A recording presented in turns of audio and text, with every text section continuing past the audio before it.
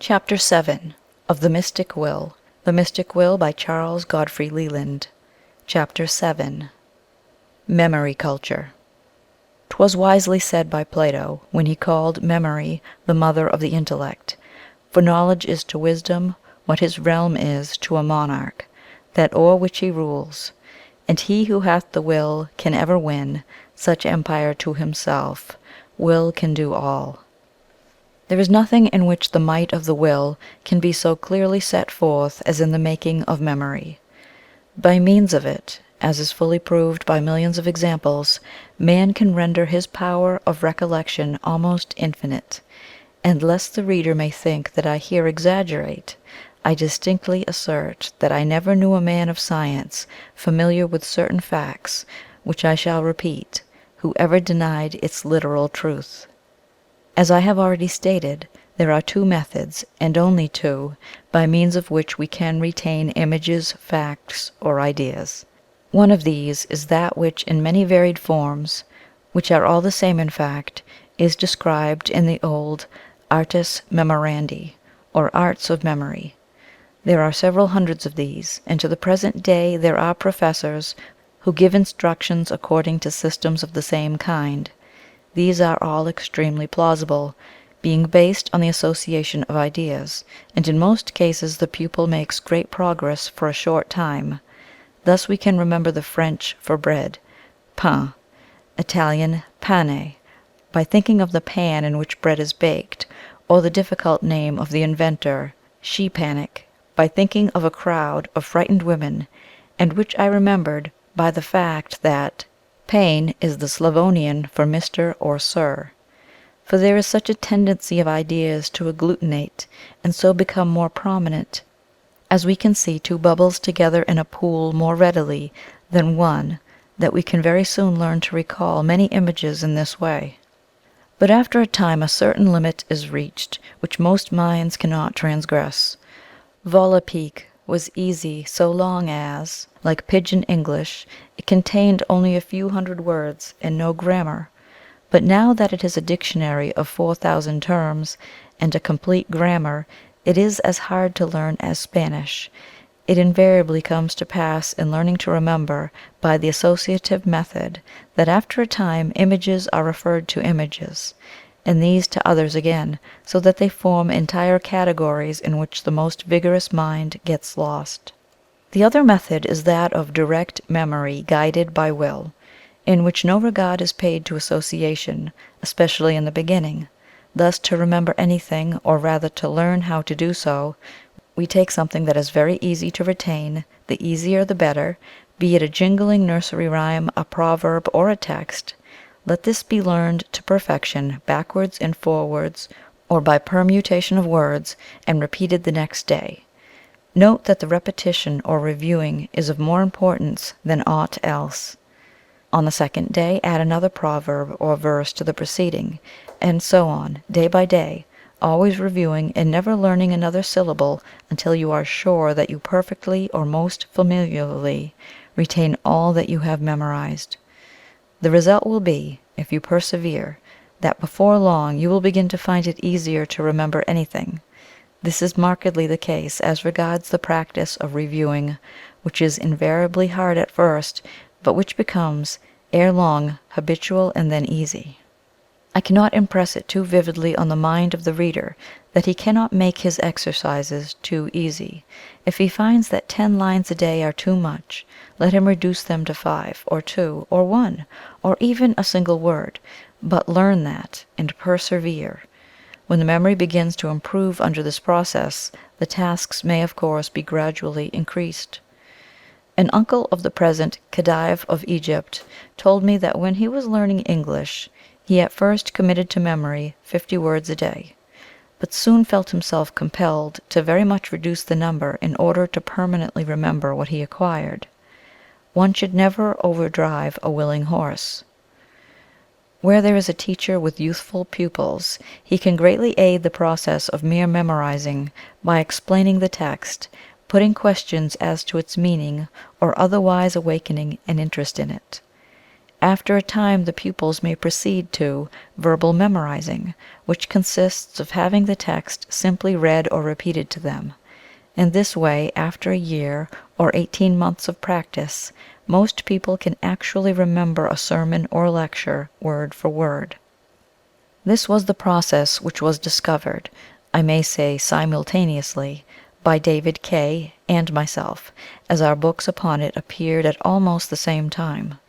But since then I have modified my plan and made it infinitely easier and far more valuable, as will be apparent to all by the application of the principles laid down in this book. For while, according to the original views, memory depended on will and perseverance, there was no method indicated by any writer how these were to be created, nor was energetic forethought considered as amounting to more than mere intention. Now I would say that having the task selected, first give energetic forethought, or a considerate determination. To master this should precede all attempts to learn by everybody, young or old. And when the lesson is mastered, let it be repeated with earnestness and serious attention before going to sleep, with the will that it shall be remembered on the morrow. And it will be found that this process not only secures the memory desired, but also greatly facilitates the whole course and process. It is to be noted that by this or any process we do not remember everything, but only what is first considered and measured by forethought.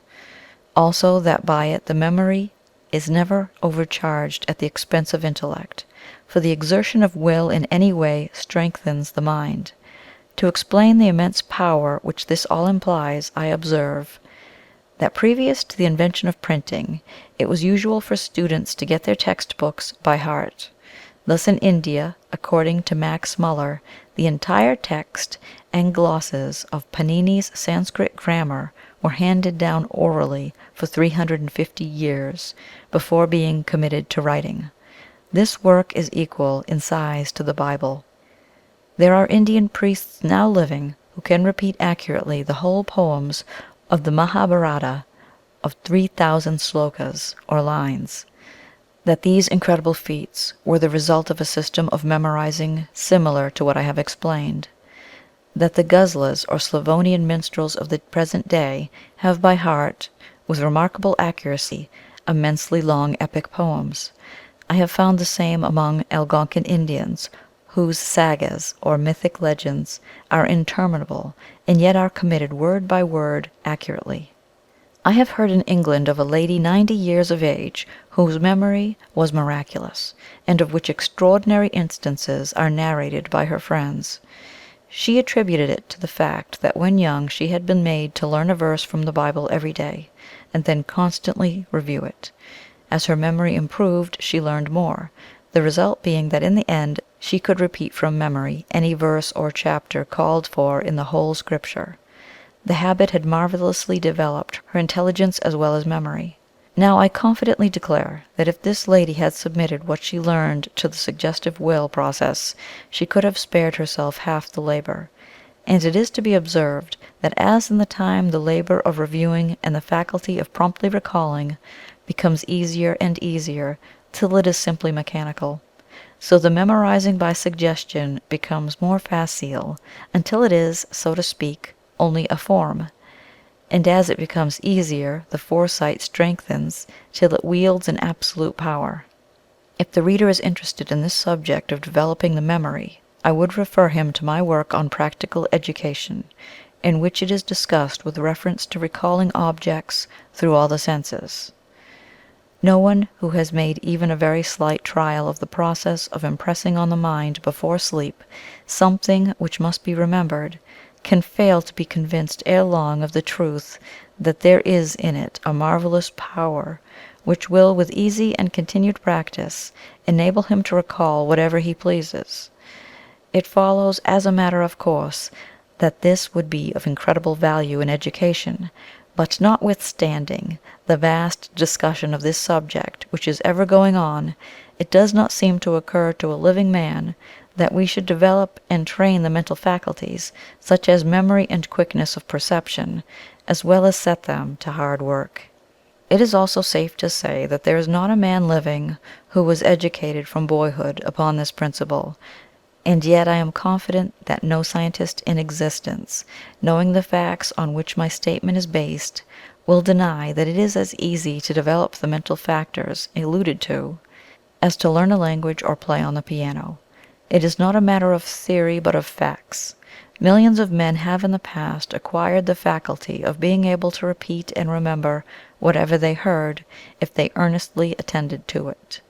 Earnest attention in this case means a strong exercise of forethought or determination to an end of given purpose. In Iceland, that which has since become the English common law was at an early date very fully developed, without any books or writing, and there were lawyers who had by heart all the laws and incredible numbers of precedents, as appears from several sagas, among others that of the Burnt Njal. Our present system of education is that of building houses without foundations. No one suspects or dreams what mighty powers there are latent in us all, or how easily they may be developed. It would not be so reprehensible if men entirely neglected the subject, but they are always working hard and spending millions on the old system, and will not even make the least experiment to test a new theory. One reason for this is the old belief that we are all born with a certain quantum of gifts, as for example memory, capacity, patience, etc., all more or less limited, and in reality not to be enlarged or improved. The idea is natural, because we see that there are very great differences, hereditary or otherwise, in children. But it is false. So we go to work to fill up the quantum of memory as soon as possible by violent cramming, and in like manner tax to the utmost all the mental faculties without making the least effort to prepare, enlarge, or strengthen them. I shall not live to see it, but a time will come when this preparation of the mental faculties will be regarded as the basis of all education. To recapitulate in a few words. When we desire to fix anything in the memory, we can do so by repeating it to ourselves before we go to sleep, accompanying it with the resolution to remember it in the future. We must not in the beginning set ourselves any but very easy tasks, and the practice must be steadily continued. It has been often said that a perfect memory is less of a blessing than the power of oblivion. Thus, Themistocles, who according to Cato, as cited by Cicero, knew the names and faces of every man in Athens, having offered to teach someone the art of memory, received for reply, "Rather teach me how to forget. Esse factorum, si se oblivisci, quae velit, quam si meminisse docuisset." And Claudius had such an enviable power in the latter respect, that immediately after he had put to death his wife Messalina, he forgot all about it, asking, "Cur domina von venerit?" Why the missus didn't come. Well, on the following day, after condemning several friends to death, he sent invitations to them to come and dine with him. And again, there are people who have, as it were, two memories, one good, the other bad, as was the case with Calvisius Sabrinus, who could recall anything in literature, but never remembered the names of his own servants, or even his friends. But he got over the difficulty by naming his 9 attendants after the 9 Muses, while he called his intimates Homer, Hesiod, and so on. This scholar would truly seem to have drunk of the 2 fountains sacred to Trophonius by the river Orchomenus in Boeotia, one of which bestowed memory and the other oblivion. And like unto them is the power of the will, aided by forethought and suggestion. For while it properly directs and aids us to remember what we will, it per contra also helps us to forget. End of chapter 7.